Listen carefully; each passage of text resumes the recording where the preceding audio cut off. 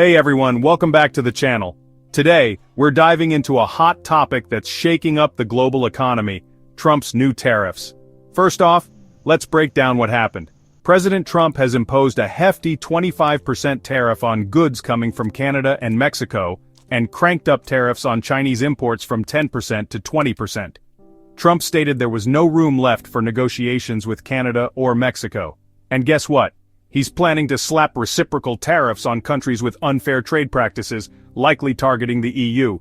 Now let's talk retaliation. Canada isn't sitting quietly. They've announced their own 25% tariffs on $155 billion worth of US goods. $30 billion of that is effective immediately, with the rest coming in 21 days. Ontario is also hitting back by taxing US electricity exports and canceling a $100 million contract with Starlink. Not fun for US-based companies, right? China is also in the game, announcing tariffs up to 15% on some US goods, including 15% on corn and 10% on soybeans, starting March 10th. They've even blacklisted 15 US companies. Mexico's President Sheinbaum will announce their countermeasures on March 9th. So how's the market reacting? Initially, stock futures rose when Commerce Secretary Lutnick hinted at a possible compromise, but the optimism was short-lived. The S&P 500 has now wiped out all its post-election gains. Oil prices have dipped due to the tariffs and increased OPEC plus supply. And let's not forget the economic impact on everyday consumers. Best Buy's CEO warned that price hikes for consumers are highly likely due to these tariffs.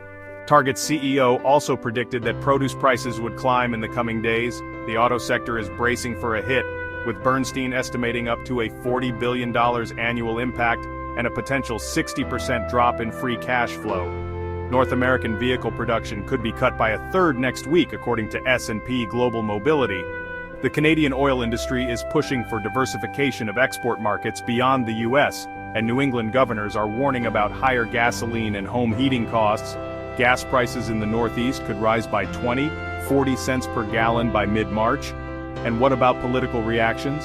Canadian Prime Minister Trudeau accused Trump of appeasing Putin while targeting Canada and dismissed Trump's tariff justifications as totally false. Trump falsely claimed that US banks can't operate in Canada. Warren Buffett called the tariffs a tax on goods and an act of war. Commerce Secretary Lutnick claims these tariffs are part of a drug war to stop fentanyl trafficking, not a trade war.